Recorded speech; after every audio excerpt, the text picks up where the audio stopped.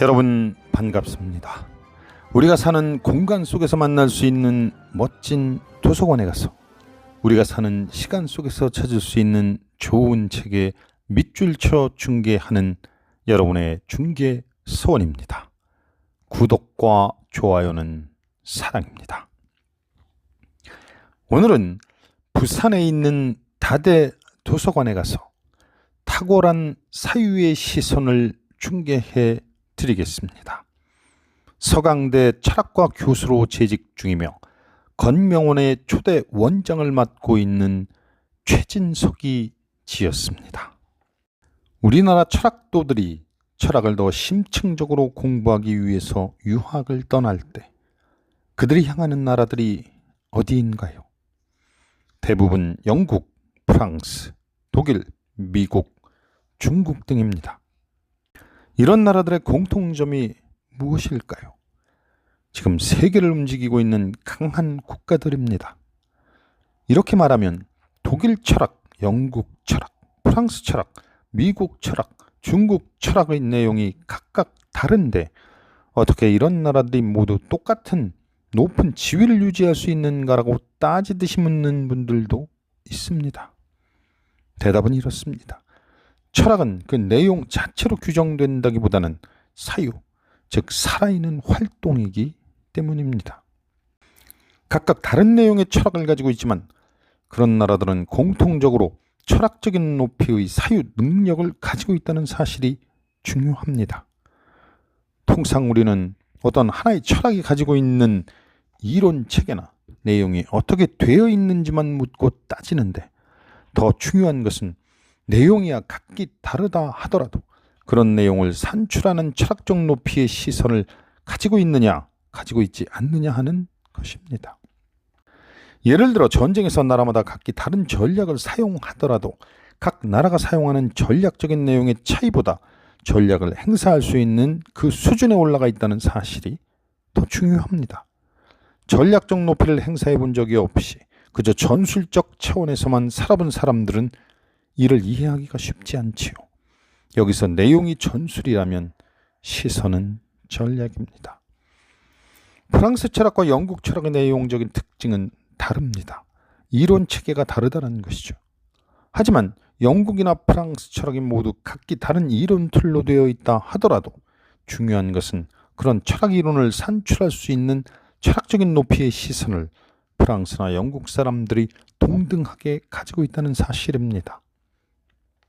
근본적으로 그들 모두 철학적 수준에서 사유한다는 것입니다.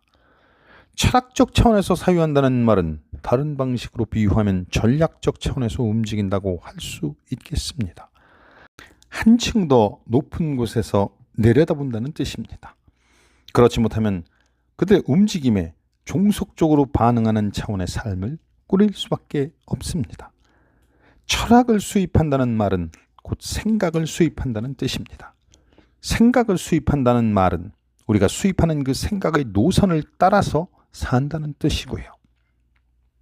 생각의 종속은 가치관뿐 아니라 산업까지도 포함해 삶 전체의 종속을 의미합니다. 생각을 수입하는 사람들은 생각을 수출하는 사람들이 생각해낸 결과들을 수용하게 됩니다. 그러다가 어느 순간 스스로 생각하는 일이 오히려 어려워지는 지경에 빠지게 되지요. 그래서 다른 사람들이 생각해낸 결과를 잘 숙지하면서 스스로는 생각을 하지 못하게 되어버리기도 합니다. 철학적인 시선은 분명 세상을 바꾸는 힘을 제공할 수 있습니다. 세상 속의 잡다한 변화를 마치 수학자가 수를 가지고 압축해서 포착해버린 철학자는 관념으로 압축해서 다룹니다. 이것은 매우 높은 차원의 지성적 활동이기 때문에 거대한 세계의 변화를 파악해 시대에 대응하는 새로운 개념을 창출하거나 새로운 방향을 생산합니다. 이것이 세상에 다른 흐름을 제공하기도 하고 세상을 새로운 방향으로 끌고 가기도 하는 것입니다. 플라톤의 이데아가 그런 역할을 했습니다. 데카르트의 물질과 정신이라는 실체관도 근대를 수학적이고 양적이며 확실성을 추구하는 방향으로 나아가게 해서 근대적 세계관을 인도했습니다. 포이에르바하의 물질도 그렇고 프로이트의 무의식도 그렇습니다. 철학적인 시선으로 포착한 관념적 범주들이 세계를 새로운 방향으로 이동하도록 했지요. 공자나 노자가 말한 도라는 철학적 범주도 세상을 그 이전과는 전혀 다르게 끌고 가는 역할을 했고요. 철학은 이처럼 세계를 바꿉니다.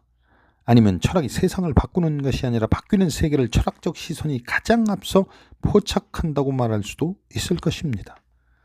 세상을 변화시키든 아니면 세상의 변화를 높은 차원에서 먼저 인지하든 어느 쪽이든 간에 철학은 적어도 우리에게 세계의 변화 자체를 인지시키고 거기에 반응하도록 하는 힘을 발휘합니다. 이런 이유로 철학자는 항상 혁명가이며 문명의 깃발로 존재합니다. 그래서 철학적인 시선은 새로운 세계를 여는 도전입니다. 철학적인 삶은 분명 또 하나의 세계를 생성하는 삶이지요. 판 자체를 보기 때문에 새 판을 짤 수 있습니다. 하지만 그렇지 못한 삶은 변화의 맥락에 주도적으로 동참하는 능력이 떨어져 아주 사소한 것이라도 스스로 생산해내기가 쉽지 않습니다.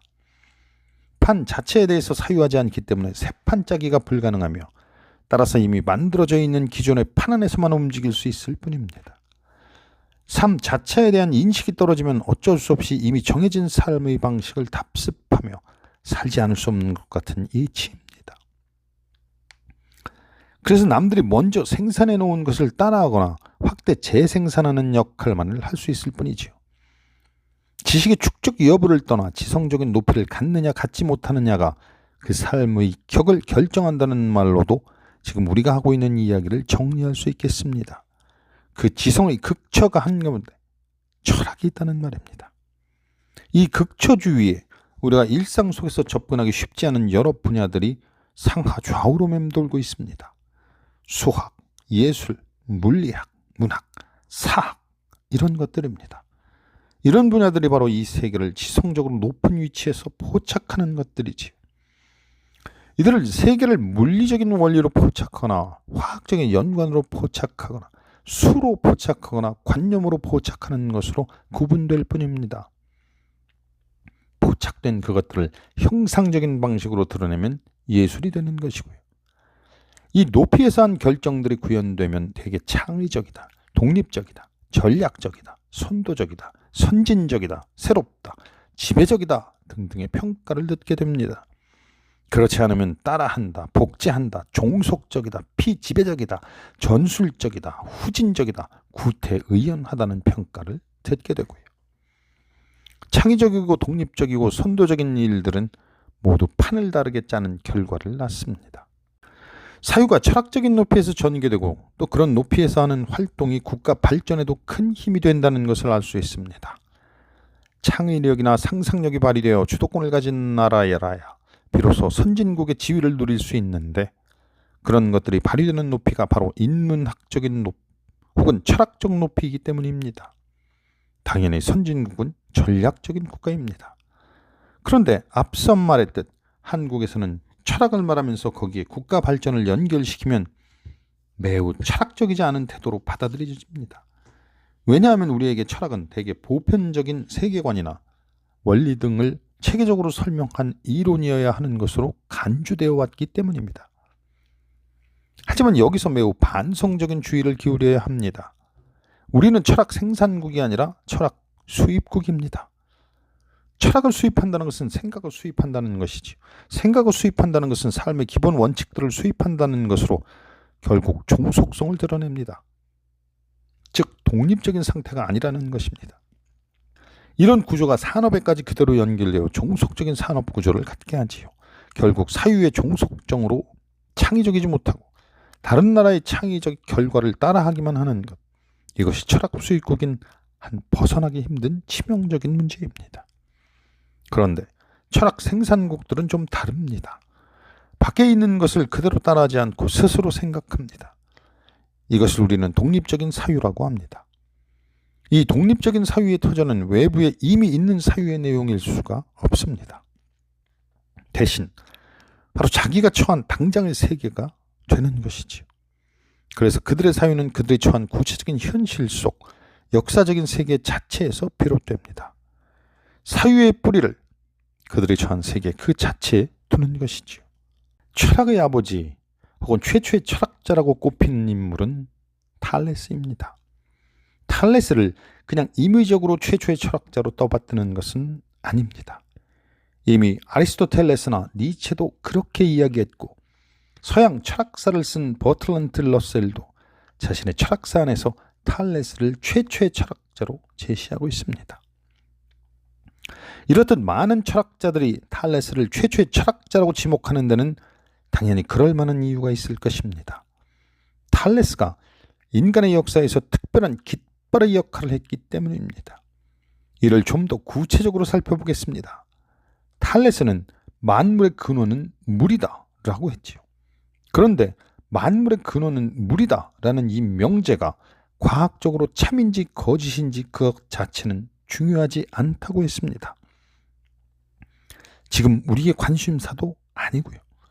만물의 근원은 물이라는 이 명제를 밝히기까지 그가 걸어왔던 사유의 여정, 그것이 중요할 뿐이라고 했습니다. 탈레스는 나일강의 범람에 대하여 그 이전 사람들이 했던 것과는 다른 시각으로 설명합니다. 탈레스 이전에는 나일강의 범람을 대개 신들의 다툼으로 해석했습니다. 그런데 탈레스는 그러한 해석 방식과 결별합니다. 신들이 다투서 나일강이 범람한 것이 아니라 나일강 밑에서부터 바람이 거슬러 불기 때문이라는 것입니다. 여기서도 이것이 맞는 설명인지 틀린 설명인지는 그렇게 중요하지 않습니다. 나일강의 범람에 대한 해석의 층위가 완전히 달라졌다는 것이 중요할 뿐입니다. 신들의 다툼으로 나일강의 범람을 설명한다는 것은 이 세계를 인간을 초월하여 존재하는 신들이 조종하는 것으로 믿고 있음을 의미하지요. 이와는 달리 범람의 원인을 바람의 방향으로 설명한다는 것은 인간이 스스로 생각과 관찰하는 능력으로 세계를 바라보며 해석하기 시작했다는 것을 의미합니다. 생각하는 능력, 이것으로 인간은 신에 대한 믿음으로부터 벗어날 수 있게 되었습니다. 이 일을 탈레스가 최초로 한 것이죠. 그래서 탈레스를 최초의 철학자라고 하는 것입니다. 그런데 이런 일은 그리스에서만 일어나지 않고 비슷한 시기 중국에서도 일어납니다. 일어나지도 않을 일을 걱정하는 것을 기우라고 합니다.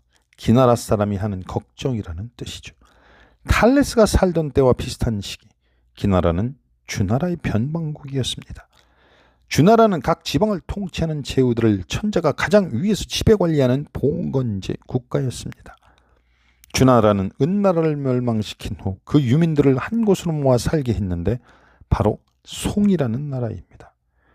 그러면서 훨씬 이전에 멸망당한 하나라의 유민들에게도 송의 서북쪽에 있는 조그마한 땅을 주면서 모여 살게 했습니다. 바로 기나라입니다. 주나라를 건국한 중심 부족이 히시 성이었기 때문에 대부분의 제후들은 모두 다 동성인 히시들이었지만 기나라는 그렇지 않습니다. 그러니 당연히 송과 기나라는 주나라를 구성하는 제후국 가운데서는 비주류에 속할 수밖에 없었습니다. 그래서 중국 고전에서는 이 두 나라 사람들이 좀 바보스럽고 우습게 묘사되는 경우가 많습니다. 그런데 주나라의 대표적인 변방국인 기나라의 어떤 사람이 실로 크나큰 걱정에 빠집니다. 열자 천서편에 이 이야기가 기록되어 있습니다. 기나라의 어떤 사람이 하늘이 무너지고 땅이 꺼지면 어떡하지? 라고 걱정하면서 밥도 못 먹고 잠도 자지 못하자 누군가가 매우 안타깝게 여겨 그 사람을 깨우치는 말을 해줍니다. 하늘은 기로 쌓인 것입니다. 이 세계는 기로 꽉 차 있지요. 당신이 움직이고 숨을 쉬는 것도 모두 이 기 안에 일어나는 일인데 어째서 하늘이 무너질까를 걱정한단 말이요. 그러자 걱정꾼이 땅이 꺼져버리면 어떻게 합니까? 하고 재차 묻자 그 사람이 다시 설명을 해줍니다. 땅도 흙덩어리가 쌓인 것입니다. 사방이 다 이 덩어리들로 꽉 차 있죠. 아무리 강하게 밟고 굴러도 다 이 덩어리 위에서 벌어지는 일입니다. 그런데 어떻게 땅이 꺼질까를 걱정한단 말입니까? 그제서야 그 걱정꾼은 안도의 한숨을 쉬고 편안해질 수 있었다고 합니다. 여기서도 마찬가지로 설명을 해주는 사람의 말이 과학적으로 사실인지 아닌지 여부는 그렇게 중요하지 않습니다. 중요한 것은 세계를 설명하는 틀이 달라지고 있다는 것입니다. 여기에 새로움이 있습니다. 사람들은 무슨 활동을 하거나 판단을 할 때 자기 자신이 한다고 생각합니다. 내가 결정하고 내가 판단하는 것이지. 이때 자기가 주도적인 결정과 행동을 한다고 여기는 자의식이 있는 상태의 사람을 주체라고 합니다. 그런데 문제는 그렇게 간단하지 않습니다. 나라고 하는 자아의식이 보통은 자기로부터 생산된 것이라기보다는 사회적으로 이미 만들어진 보편적인 생각을 각자가 내면화해서 그것을 나라고 생각하는 것이거든요. 우리는 자신이 활동하고 자신이 생산하고 자신이 생각하고 자신이 판단하는 의식을 가지고 있다는 점에서는 주체이지만 그 주체가 가지고 있는 의식이 자신에 의해서 형성되지 않고 외부에 존재하는 보편적 의식을 내면화한 것이라는 의미에서는 종속적이라는 것입니다. 그래서 종속적 주체는 비록 주체는 주체이지만 아직 피집의 상황을 벗어나지 못했지요. 진정한 의미에서 완전한 독립성을 갖춘 주체라고 하기는 어렵습니다. 종속적 주체는 자기를 지배하고 있는 가치나 이념이 시키는 대로 하는 사람이지 자신만의 고유한 가치를 독립적으로 건설하고 실현하는 사람이 아닙니다. 푸코는 이러한 종속적 주체성을 벗어나서 능동적 주체가 되어야 한다고 주장합니다. 그렇다면 능동적 주체란 무엇을 의미할까요? 자기만이 자신의 주인이 된 주체를 말합니다. 자신이 하는 모든 판단과 행위가 모두 자기의 결정으로부터 나와 자기가 자신의 주인이 되는 주체, 이 사람이 능동적 주체입니다. 종속적 주체는 내면화된 이념이나 가치가 주인이 되어 있기에 그것을 수행하는 것이 중요해져서 대답에 익숙합니다. 하지만 능동적 주체는 자신이 주인이기 때문에 자신을 자신이게 하는 근본적인 토대인 궁금증과 호기심이 살아있습니다. 그래서 질문을 할 수 있게 되지요. 그래서 능동적 주체는 창의성을 발휘할 수 있는 힘을 가진 주체로 등장합니다. 이 능동적 주체를 장자식으로 표현하면 아마도 자신을 지배하던 규정적 관념, 즉 성심으로부터 벗어난 소유의 경지에 있는 사람일 것입니다. 우리는 그것을 일반화하여 자유라고 표현해도 되겠습니다. 자유라는 말 자체가 자기로부터 말미암은 것입니다. 자기가 주인이라는 뜻이지요. 자유라는 말 주위에 있는 자율, 자정 등에는 모두 이런 의미가 포함됩니다. 이렇듯 모든 것이 자기로부터 말미암기 위해서는 자기 이외의 것들은 다 자신의 외부에 있어야 합니다. 특정한 시대의 문제의식이 보편화되어 남겨진 체계를 우리는 경전이라고 부릅니다. 고전이라고도 하지요. 그런데 이러한 경전과 고전이 왜 설득력이 있냐면 인간 가운데 가장 수준 높은 사람들의 생각이기 때문입니다. 수준이 높다는 근거가 어디에 있냐고요? 노자는 이 세상을 유와 무의 관계로 보지 않았습니까? 철학자 노자는 눈에 보이는 현상적인 세계의 질서를 가장 높은 차원에서 개괄하여 보는 수준을 가지고 있습니다. 그 수준에서 파악한 세계의 질서나 원리를 유와 무라는 매우 압축적인 개념을 가지고 체계적으로 설명하는 것이죠. 이 체계적인 설명을 노자의 철학이라고 합니다. 보통 사람들은 그렇게 높은 차원에서 개괄하는 능력을 갖기가 매우 어렵습니다. 비유하자면 2층 높이 정도에서 세상을 보는 사람과 200층 높이에서 세상을 보는 사람의 차이 같은 것입니다. 이 정도의 수준을 보여주는 고도의 지적 체계는 함부로 나오지 않습니다. 앞에서 말했듯이 베이컨의 아는 것이 힘이다라는 말은 근대라는 새로운 시대를 열 정도로 작용력을 갖습니다. 중세에는 절대 나올 수 없는 말입니다. 이렇게 시대를 책임지는 수준에서 나오는 생각들에는 항상 그것들을 새로 설명할 수 있도록 고안된 고유한 관념들이 있습니다. 이것들을 철학에서는 범주라고 하죠. 범주는 가장 높은 차원에서 세계의 흐름을 개괄하는 특수한 장치들입니다. 당연히 철학은 이러한 범주들의 유기적인 연관으로 이루어집니다. 그래서 철학 발전사는 곧 범주 발전사라고 해도 될 정도입니다. 얼핏 보면 철학적 주장들은 그냥 누구나 할 수 있는 소리를 철학자들이 조금 색다르게 해놓은 것처럼 보일 수도 있습니다. 그 정도보다는 훨씬 넘어서 있습니다. 거기에는 최고 수준을 유지하는 일관된 지적 계승과 발전이 개입되어 있습니다. 그런데 그 일관된 지적 발전을 포착하는 지성의 높이에 도달하지 못한 사람들에게는 이 소리가 그 소리 같고 그 소리가 또한 이 소리같이 들리겠지요. 고대에서 현대로 이어지는 사회 경제적 변화에는 일관되게 흐르는 질서가 있고 그 질서를 가장 높은 차원에서 관념으로 포착하는 수준이 있는데 그것이 바로 철학이라는 것입니다. 즉 보통 사람들의 생각과 다른 특이한 것이 철학이 아니라 고도로 지적인 높이에서 세계의 흐름을 포착하는 능력으로 형성된 사유체계가 철학인 것입니다. 그리고 그 지성적인 높이는 그 시대의 핵심적인 문제의식과 연결되어 있습니다. 그래서 우리는 철학의 역사 안에서 고도로 탁월한 높이에서 진행되는 사유의 일관된 흐름을 경험할 수 있지요. 구체적인 시대와 유기적인 연관성도 없이 돌출적으로 등장하는 고전이나 경전은 존재하지 않습니다. 흔히 고전이나 경전들을 접하면서 진리에 대한 갈망을 갖는데 그것은 그 고전이 가지고 있는 내용을 진리로 받아들여 내면화하고 믿는 일만으로는 완성되기 어렵습니다. 그 고전에 있는 진리적인 것들이 당시의 구체적인 세계와 어떤 유기적 연관 속에서 형성되어 있는지를 이해한 후 자기가 살고 있는 세계에서 유기적으로 인식될 수 있는 시대의식을 가질 수 있어야 합니다. 결국 지금 자기가 살고 있는 구체적인 세계에서 포착된 자기만의 문제가 자기에게서 먼저 진리로 드러나는 것이 관건이지 경전에 있는 진리를 묵수하는 것이 진리를 대하는 태도가 아니라는 말입니다. 여기서 최진석과 함께 걸었던 중개서원의 산책을 마치겠습니다. 사랑하는 중개서원 구독자 여러분, 여기까지 함께 하시느라 애쓰셨습니다. 여러분 감사합니다.